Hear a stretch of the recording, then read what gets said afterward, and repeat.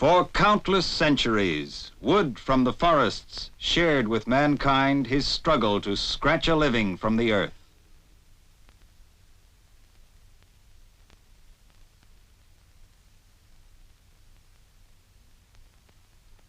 Wood served man to produce clothing and shelter. Wood helped man to harness the elements and gave him the power to lighten his work. Wood carried man across the sea. Wood, the willing servant of mankind. Man took these blessings of the forest, gave nothing in return.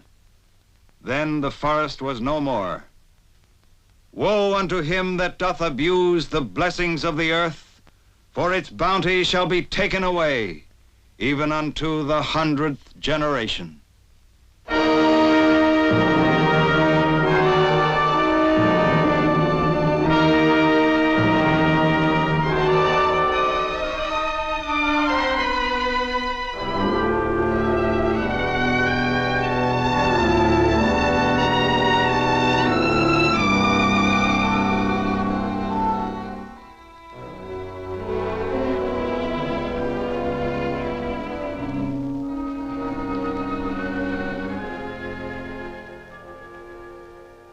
Far across the sea, there was a new land, Canada.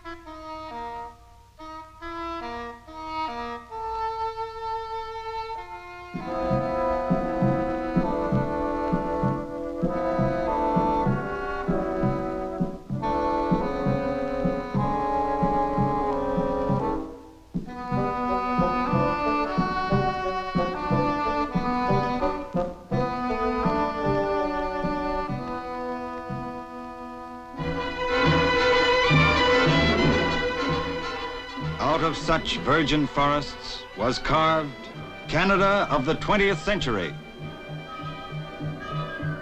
More than 350,000 Canadians are employed in the industries that depend on Canada's forests. Every year they produce a wealth of $1.25 billion. The forest industries are important at home and produce the country's leading export, newsprint. Canada, the leading producer of paper in the world. And still the use for wood increases. Every day science produces new products, from rayon thread to yeast, linoleum to animal fodder. Even this film you are looking at is made from wood, a product of the forest.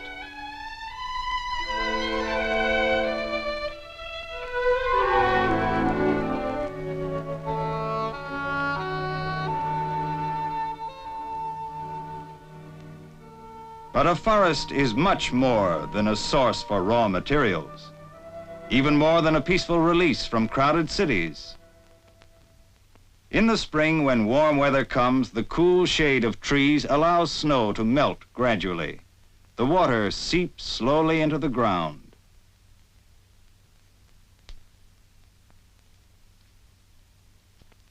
In driving rains, trees break the fall of water onto the forest floor. A tangle of roots, broken branches, twigs, and decaying matter soak up the water. From this spongy mass, the water slowly trickles out. The forest floor is a huge reservoir, storing water, regulating its flow. The forest, a constant source of supply for brooks and streams. A home for fish to spawn their young.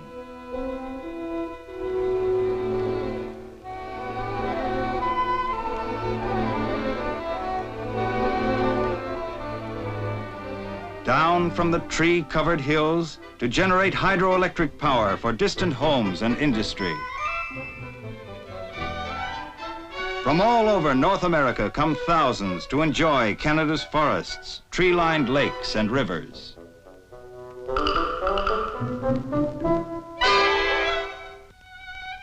While in the valleys below, farmlands are made fertile and productive by water from forested slopes.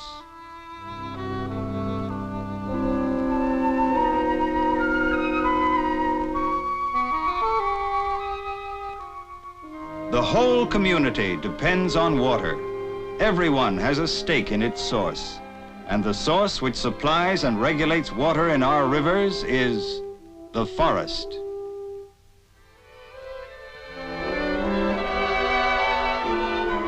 Trees are living plants, a hardy and resilient crop. Each tree produces its own seed. The seeds are scattered around the tree by the wind. At first, it lives on its own store of food. The warmth and moisture of spring awakens the life within the seed.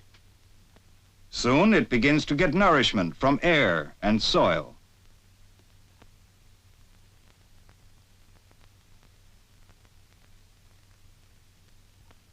After the seed takes root, it begins to shoot up rapidly.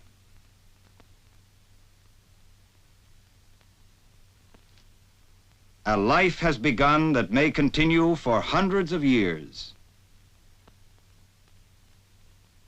Each year, the tree adds a new ring of growth.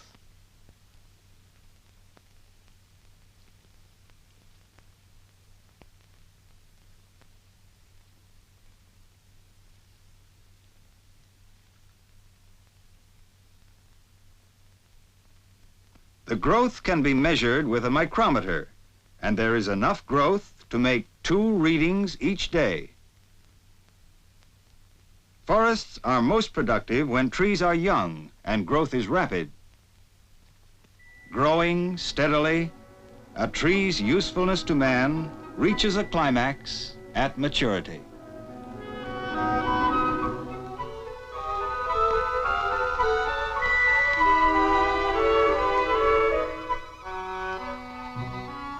Past maturity, growth slows down. Gradually it begins to sicken and die, easy prey to infection that may spread to younger trees. To keep the forest young and healthy, the chief tool is cutting.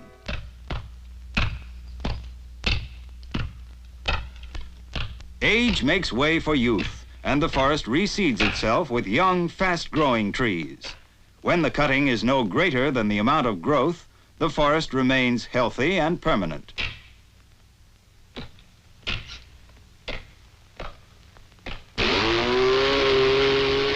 But the ways of cutting have become much faster.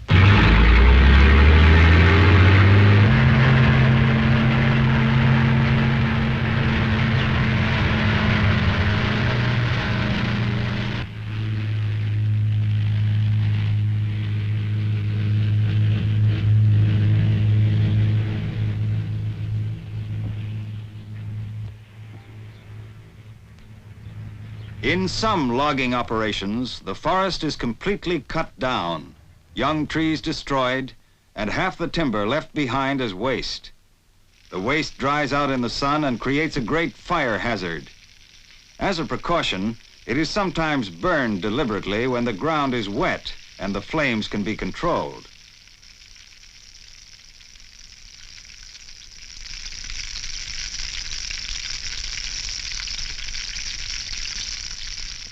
Fire is one of the forest's greatest enemies. Every year, thousands of acres of trees, young and mature, are destroyed.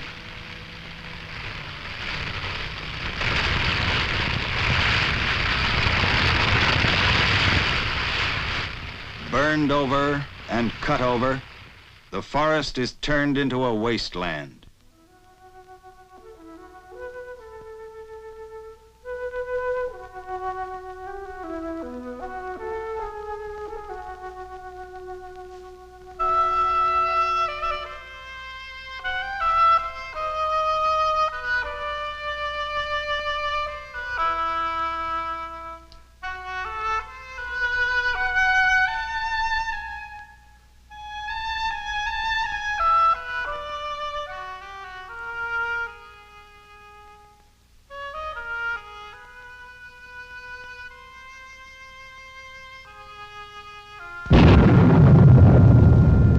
When hard rains fall and spring snows melt, water floods down the hillsides unchecked. The forest reservoir has been destroyed. Down it plunges, carrying the hillside with it.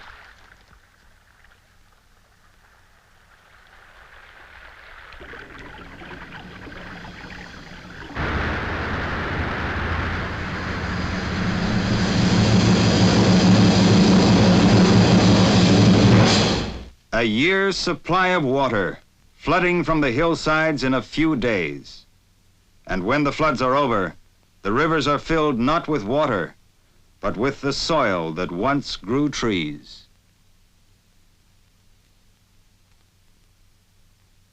A great, productive forest, gone.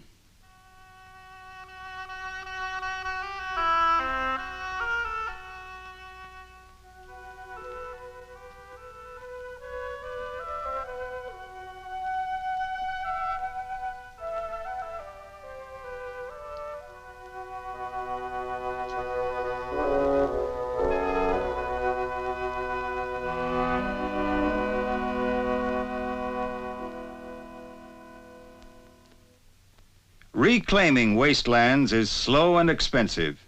7 trees planted for every one that survives selection and thinning. A forest for the year 2050. Deeply concerned by increasing destruction of forest resources, thoughtful foresters and loggers are studying the problem. For in wise management lies the future of the forest industries and of Canada. Their first consideration, to use the forest without destroying it, to find a way to grow trees as a crop. Where trees of different ages are mixed, one solution is to remove the mature trees selectively. By using flexible equipment, young trees are left undisturbed to complete their growth.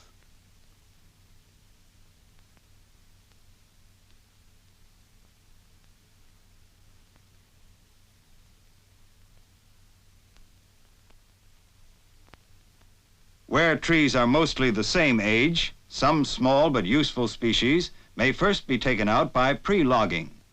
The remaining trees are then removed by clear-cutting alternate strips or patches.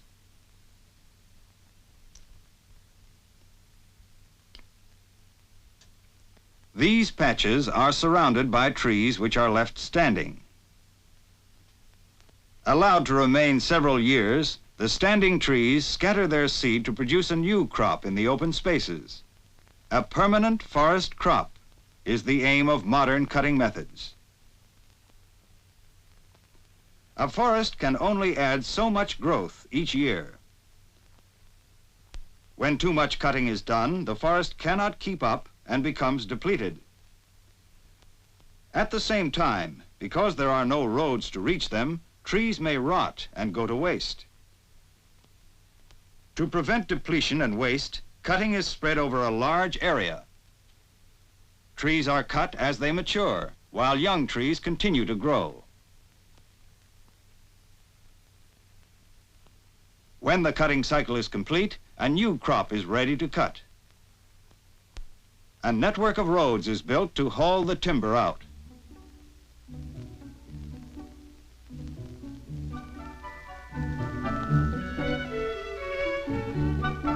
Long-range forest operations require an increasing number of highly trained foresters, and new forestry schools are giving practical instruction in latest methods of laying out cutting programs.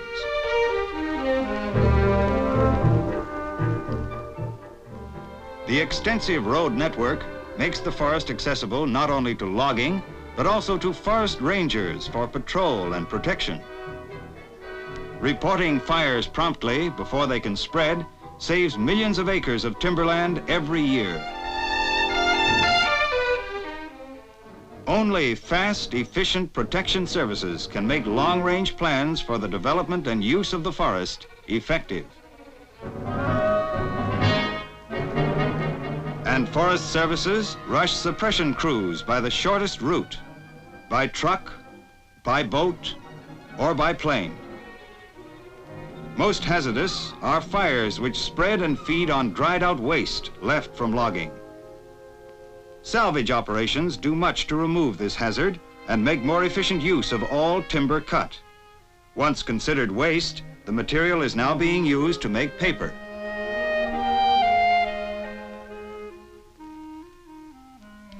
The waste of old infected trees is attracting an increasing amount of research.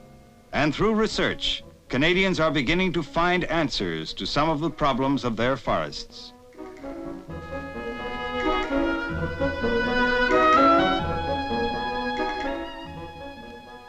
They are learning that proper care of Canada's forests requires a great deal of study, effort, and money.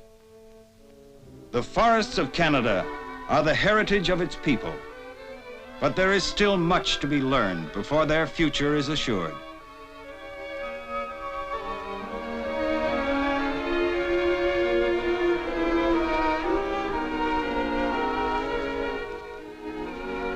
Science and research are beginning to find the way. Only the interest and support of every Canadian will make possible the forests of the future.